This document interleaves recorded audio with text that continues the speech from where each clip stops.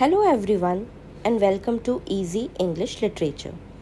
आज हम बात करेंगे W.B. यीट्स की। So let's get started. W.B. Yeats का फुल नेम है William Butler Yeats. He was born in the year 1865 and died in the year 1939। He was born in Dublin Ireland. That means वो Ireland से belong करते थे। वो एक Irish poet and dramatist थे। He was a driving force behind Celtic revival. Celtic revival के पीछे जो मेन हैंड था वो था W.B. यीट्स का। सेल्टिक रिवाइवल को हम आयरिश लिटरेरी रिवाइवल या सेल्टिक टुलाइट भी कहते हैं। अब बेसिकली क्या था, कई सारे मूवमेंट्स हुए थे जो एंशियंट आयरलैंड का जो कल्चर है, जो आर्ट है, उसको वापस से फॉर्म में लाने के लिए, उसको रिव्यू करने के लिए, है ना, जो पुराना था उसे वापस से लोगों के बीच में लाने के लिए कई सारे मूवमेंट्स हुए। तो उन मूवमेंट्स को एक साथ बोल के कंबाइन करके हम बोलते हैं सेल्टिक रिवाइवल। और इस सेल्टिक रिवाइवल से कई सारे लोग जुड़े हुए थे, जैसे कि W.B. Yeats, Lady Gregory, Edward Martyn, Edward Plunkett and A.E. Russell. अब इसमें से जो W.B. Yeats, Lady Gregory and Edward Martyn है, वो तीनों एक और चीज़ से जुड़े हुए हैं, वो है एबे थिएटर। एबे थिएटर को नेशनल थिएटर ऑफ आयरलैंड कहा जाता है। ये बिल्ट हुआ 1904 में। 1951 में इसमें आग लगी थी और उसे रीबिल्ट किया गया 1966 में। तो आपको ध्यान रखना है कि W.B. Yeats, Lady Gregory and Edward Martyn के बीच में दो चीज़ें कॉमन हैं। ये तीनों ही सेल्टिक ट्विलाइट से भी जुड़े हुए हैं और एबे थिएटर से भी जुड़े हुए हैं। अब W.B. यीट्स की लाइफ का एक इम्पॉर्टेंट चैप्टर देख लेते हैं। W.B. यीट्स जो है वो लव करते थे मॉड गॉन को। ठीक है, मॉड गॉन को ये बोलते थे कि she is the idol of feminine beauty. उनके लिए जो फेमिनाइन ब्यूटी है उसकी आइडल थी मॉड गॉन। तो यीट्स ने उन्हें कई बार प्रपोज़ किया, मगर हर बार मॉड ने उन्हें रिजेक्ट कर दिया। और बाद में मॉड ने शादी कर ली एक आयरिश मेजर से जिसका नाम था जॉन मैकब्राइड। ओके, और यीट्स ने शादी कर ली जॉर्जी हाइड लेस से। ठीक है, तो उस वक्त यीट्स जो है वो 51 ईयर्स के थे और जॉर्जी जो है वो 25 ईयर्स की थी, यानी ऑलमोस्ट हाफ उनकी एज की थी। इस टाइम पे यीट्स ने मॉड की डॉटर को भी प्रपोज़ किया जिसका नाम था आइसुलिट। इसको भी प्रपोज किया, मगर इसने भी यीट्स के प्रपोजल को रिजेक्ट कर दिया। तो ये मॉड गॉन से एक अटैचमेंट था यीट्स का जो इनके कई सारे वर्क्स में दिखाई देता है। ये एक इम्पॉर्टेंट चैप्टर है यीट्स की लाइफ का। तो आपको ध्यान रखना है कि इनकी लवर कौन थी, मतलब ये किससे प्यार करते थे, इनकी शादी किससे हुई, और उन्होंने मॉड गॉन की बेटी को भी प्रपोज किया था। यीट्स की बेटी का नाम है एनी बटलर यीट्स और इनको डेडिकेट करके यीट्स ने एक पोएम लिखी जो है a prayer for my daughter. Okay, उनके सन का नाम है विलियम माइकल यीट्स। बाद में यीट्स की डेथ हुई फ्रांस में इन द ईयर 1939। तो बर्थ हुआ आयरलैंड में और डेथ हुई फ्रांस में। Yeats and Ernest Rhys founded the Rhymers Club. इन दोनों ने मिलके राइमर्स क्लब बनाया। राइमर्स क्लब पे ऑलरेडी मैं वीडियो अपलोड कर चुकी हूँ, लिंक डिस्क्रिप्शन बॉक्स में है, एज वेल एज आप प्लेलिस्ट में लिटरेरी मूवमेंट्स करके प्लेलिस्ट को चेक भी कर सकते हैं। यीट्स को नोबेल प्राइज़ मिला इन द ईयर 1923 और ये फर्स्ट इरिश नोबेल लॉरेट हुए। ठीक है, तो फर्स्ट इरिश नोबेल लॉरेट है W.B. यीट्स और उनको नोबेल प्राइज़ मिला इन द ईयर 1923। हम आ जाते हैं यीट्स के वर्क्स पे। तो ये कुछ लिस्ट दी हुई है मैंने वर्क्स की, आप बाय हार्ट लर्न कर लीजिए कि ये सारे वर्क्स W.B. यीट्स के हैं। The wandering of Oisin and other poems, the lake isle of Innisfree, the rose, the land of heart's desire, the wind among the reeds, the shadowy waters, in the seven woods, the green helmet and other poems, Easter, the wild swans at Coole, the second coming, A Packet for Ezra Pound, A Full Moon in March, The Countess Kathleen and Various Lyrics. The Countess Kathleen and Various Lyrics जो है वो एक drama है जो verse form में लिखा गया। A Prayer for My Daughter and The Tower. The tower में कई सारी पोएम्स हैं जैसे कि sailing to Byzantium, Leda and swan, among the school children, wisdom, the fool by the road side, the three monuments etcetera. तो the tower एक important work है W.B. Yeats का और इसमें कई सारी दैट मीन्स द टॉवर जो है कलेक्शन ऑफ पोएम्स है और इसमें कई सारी पोएम्स इंक्लूडेड हैं। अब कुछ वर्क्स के डिटेल्स या फिर इम्पॉर्टेंट फैक्ट्स आप देख लीजिए। First work is the wandering of Oisin and other poems. ये फर्स्ट कलेक्शन है पोएम्स का बाय कीट्स और ये 3 पार्ट्स में लिखा गया। It's a dialogue between Irish hero Oisin and Saint Patrick. तो 2 लोग हैं, ओइसन और सेंट पैट्रिक, उनके बीच में डायलॉग का फॉर्म इसमें दिखाया गया है। Based on the lyrics of Fenian cycle. Fenian cycle एक आयरिश प्रोज है, मतलब आयरलैंड के लिटरेचर का एक प्रोज है, जो कि एक लेजेंडरी हीरो फिन मैक कम्हेल के लेजेंड्स पे लिखा गया है ये। तो उसके लिरिक्स पे बेस्ड है ये work, the wandering of Oisin and the other poems. इस वर्क में the wandering of Oisin and the other poems में कुछ और कलेक्शंस हैं, जैसे the song of happy shepherd, the falling of leaves, the stolen child. The stolen child भी एक Irish legend के ऊपर ही लिखा गया है। यहाँ पे जो फेरीज है ये एक बच्चे को मतलब हिप्नोटाइज तरीके से कुछ करती है ताकि वो बच्चा उनके पीछे पीछे या उनके साथ चल दे। तो ये तीनों वर्क्स जो है, the song of happy shepherd, the falling of leaves, the stolen child, ये सारे works the wandering of Oisin and other poems में लिखे गए हैं। Next work is Easter 1916। Easter 1916 जो है वो उन लोगों को याद करता है जो ईस्टर राइजिंग के टाइम पे जिनकी डेथ हो गई या जिन्होंने अपनी जान दी। Poet remembers friends and companion who died for Ireland in the Easter Rising. Easter Rising हुआ था अप्रैल 1916 में for establishment of Irish Republic. मतलब आयरलैंड रिपब्लिक को एस्टैब्लिश करने के लिए जो रिवॉल्ट्स हुए, जो अलग अलग बैटल्स हुए, उनमें जिन लोगों की डेथ हुई उनको ऑनर करने के लिए लिखा गया Easter 1916। Next work is Celtic Twilight. ये एक प्रोज है। यहाँ पे 42 सेल्टिक फोकलोर टेल्स लिखी गई। सेल्टिक फोकलोर टेल्स यानी आयरलैंड के जो फोक टेल्स हैं उनको दोबारा से रिवाइज करके लिखा गया। तो टोटल 42 टेल्स हैं इसमें, और ये कनेक्शन दिखाती है between people of Ireland and inhabitants of Pheri land. यानी आयरलैंड के लोग और फेरी लैंड के लोगों के बीच में जो कनेक्शन है वो यहाँ पे दिखाया गया है। Next work is the second coming. The second coming is very important, और चिनुआ अचेबे का नॉवल जो था थिंग्स फॉल अपार्ट, उसका टाइटल जो है वो सेकेंड कमिंग से ही लिया गया। सेकेंड कमिंग का इनिशियल टाइटल था द सेकेंड बर्थ, और ये लिखा गया था आफ्टर वर्ल्ड वॉर 1। और वर्ल्ड वॉर 1 के बाद जो पोस्ट वॉर कंडीशंस हैं, जो भी सिचुएशंस थी सोसाइटी में, वो दिखाई गई हैं द सेकेंड कमिंग में।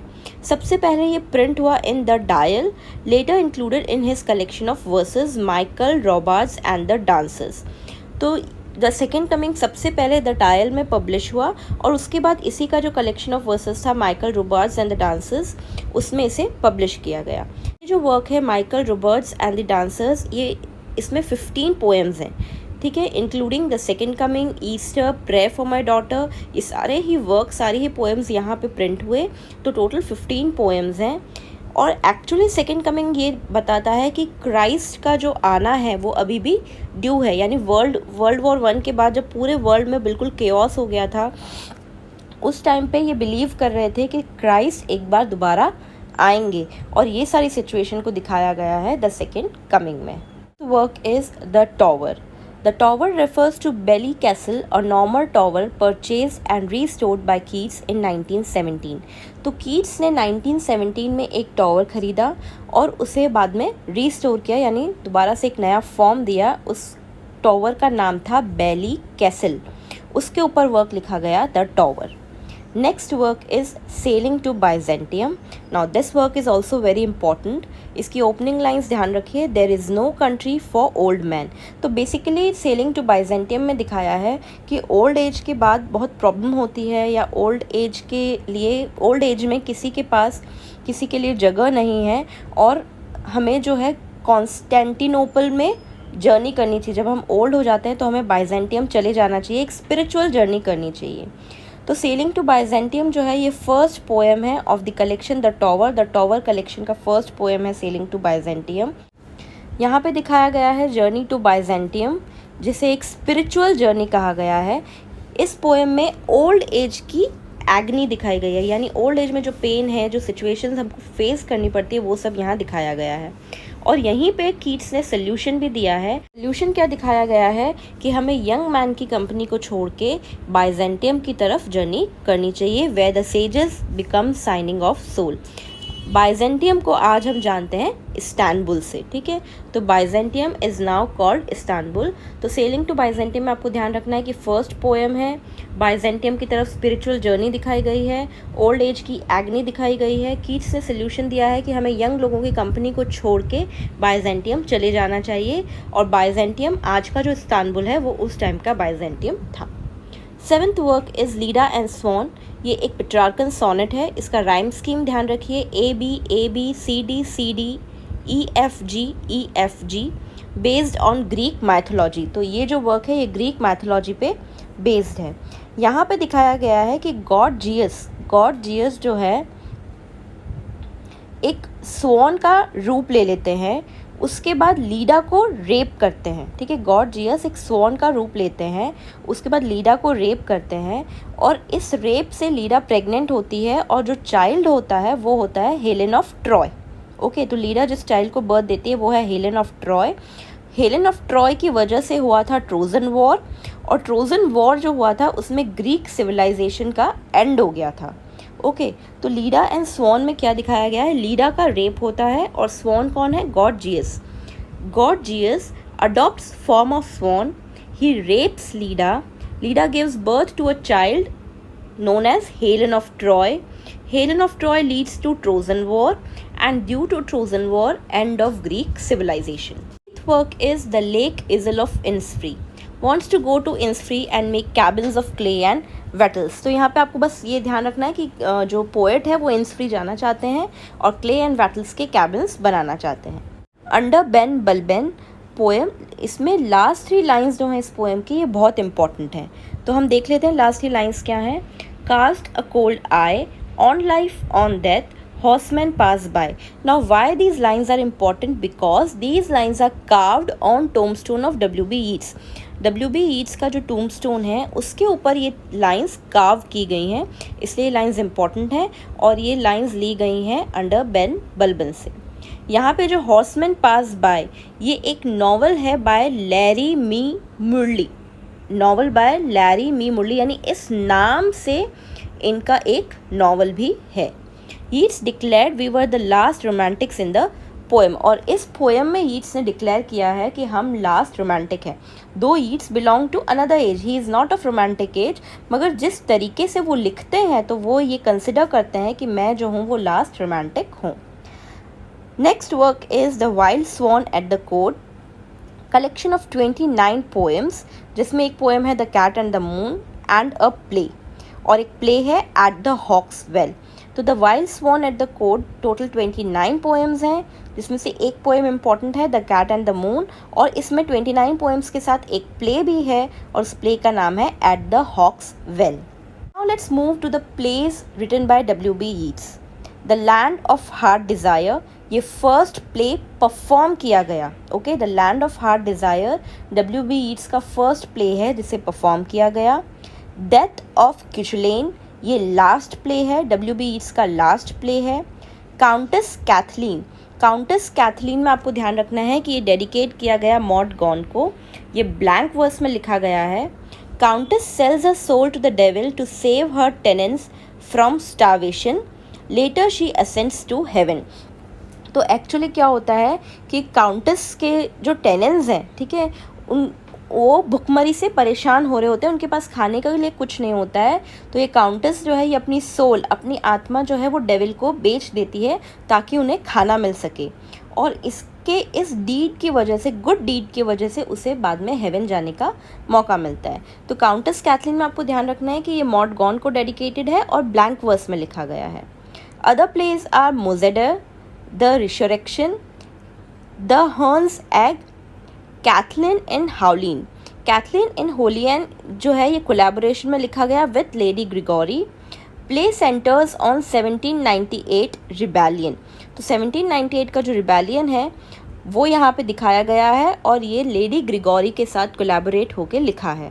इस प्ले में एक ओल्ड लेडी है जिसके पास 4 ज़मीनें हैं, ठीक है, 4 ब्यूटीफुल ग्रीन फील्ड्स हैं, और वो अपने सारे ग्रीन फील्ड्स को 1 बाय 1 डिस्क्राइब कर रही हैं कि वो कैसे हैं जो अनजस्टली उससे छीन लिए गए, मतलब गलत तरीके से उससे वो चारों फील्ड्स छीन लिए गए वो यहाँ पे दिखा रहे हैं। तो आपको बेसिकली ये ध्यान रखना है कि ये लेडी ग्रिगोरी के साथ कोलैबोरेट होकर लिखा है और 1798 के रिबेलियन पे सेंटर करता है। अब W.B. Yeats के कुछ इंपॉर्टेंट फैक्ट्स देख लेते हैं।